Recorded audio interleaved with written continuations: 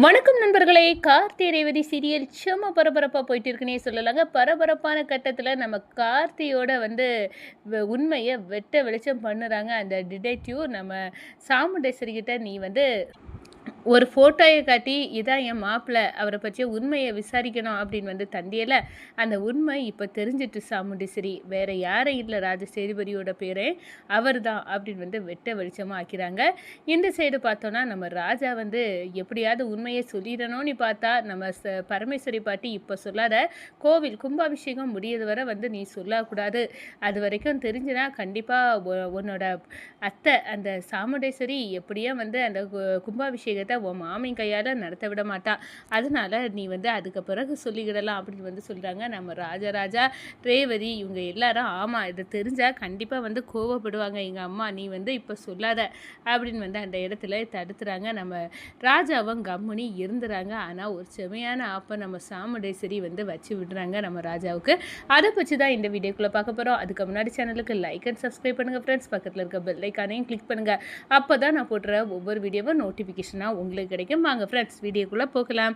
First எடுத்த உடனே பார்த்தோன்னா சும்மா அதிரடியான பரபரப்பு கட்டினாங்க.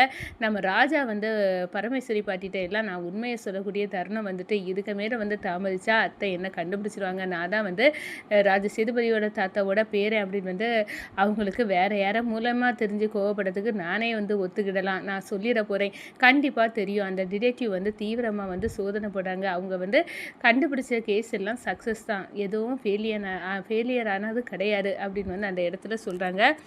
நம்ம பரமேஸ்வரி பாட்டி இப்போ எல்லாம் சொல்லிடாத பேரா, நம்ம கோவில் கும்பாபிஷேகம் தாத்தா ஆசைப்படி நடக்கணும். அப்போ அந்த கோவில் கும்பாபிஷேகம் உங்கள் மாமன் கையால் நடக்கணும்னா கண்டிப்பாக இப்போதைக்கு உண்மை தெரிஞ்சால் சாமுண்டேஸ்வரி உன்னையே வெறுத்து இந்த கோவில் கும்பாபிஷேகத்தையும் நடத்த விடாமல் பண்ணிடுவா.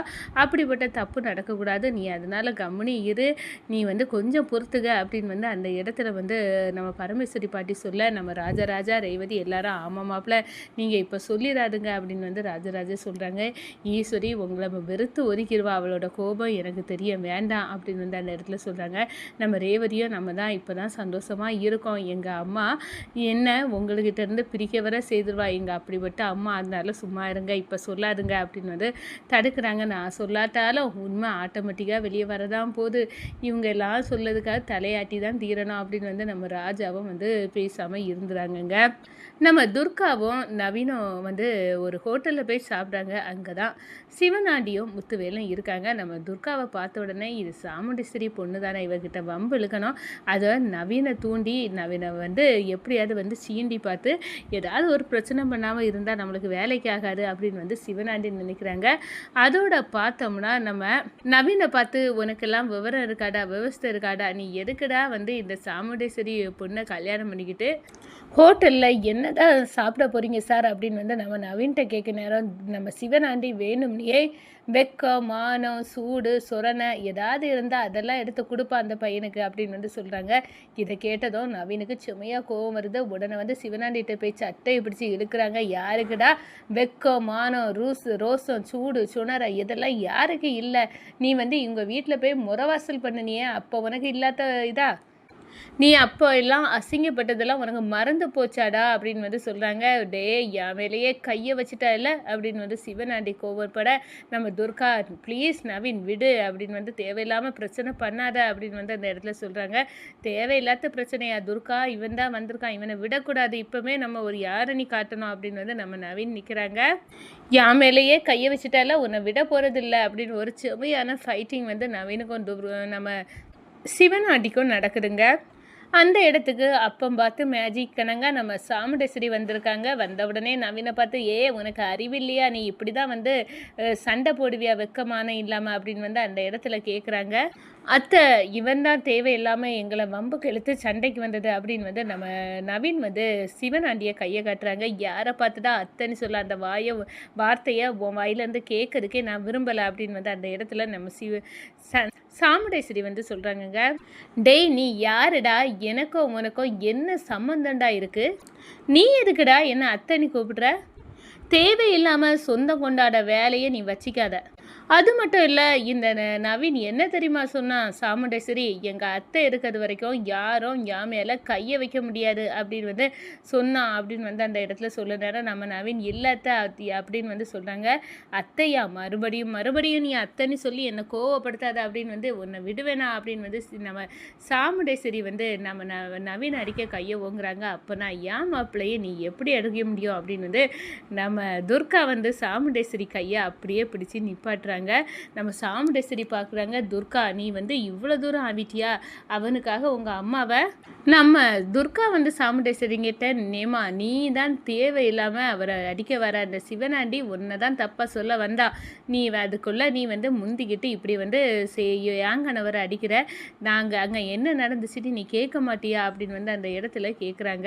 அக்கா நம்ம இதுக்கு மேலே இங்கே இருந்தால் இந்த துர்கா வந்து நம்மளை அசிங்கப்படுத்திடுவான். நம்ம போயிடுறோம்க்கா எங்கேடு இது கெட்டு போகட்டும் அப்படின்னு வந்து சொல்லிக்கிட்டு நம்ம சந்திரா வந்து சாமுண்டேஸ்வரியை வந்து கூட்டிகிட்டு போகிறாங்க.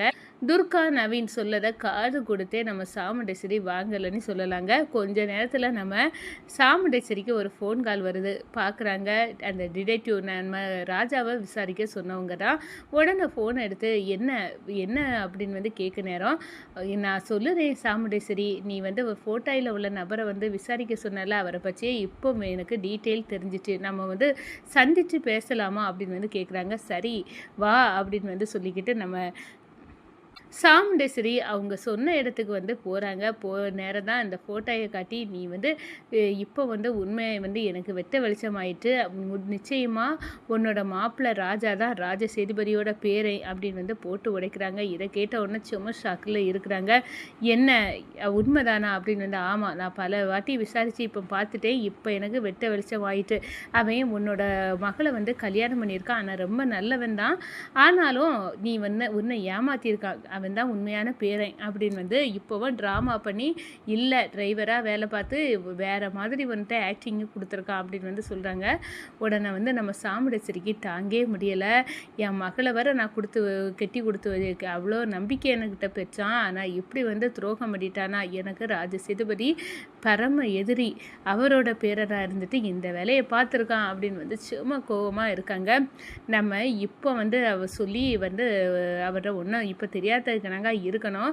அவருக்கு நீ ஒரு இது ஆப்பு சரியாக வச்சு விடணும் அப்படின்னு வந்து அந்த இடத்துல ரேவதியை வசமாக இந்த ராஜா கிட்ட இருந்து பிரிக்கணும். ஆனால் இப்போ வந்து நம்ம சொன்னோன்னா இந்த ரேவதி கண்டிப்பாக வந்து நம்மளை வந்து ஓரங்கட்டிட்டு இந்த ராஜா கூட ராஜா வீட்டில் போயே இருந்துருவா. எப்படிப்பட்டவா அவள் வந்து ஏன் பொண்ணாச்சே, அதனால கண்டிப்பாக நம்ம இப்போ சொல்லக்கூடாது அப்படின்னு வந்து நினைக்கிறாங்க நம்ம சாமுண்டேஸ்வரி. அதுக்கு எப்படியாவது நான் வந்து என் வழியில் ராஜா கிட்டேருந்து ரேவதியை பிரிக்கணும். இப்போது அந்த வழியை தான் நான் வந்து யூஸ் பண்ண போகிறேன் அப்படின்னு வந்து நம்ம சாமுண்டேஸ்வரிக்கு உண்மை தெரிஞ்சு ரேவதியை ராஜாவையும் பிரிச்சே ஆகணும் அப்படின்னு வந்து கங்கணம் கட்டிட்டு நிற்கிறாங்கங்க.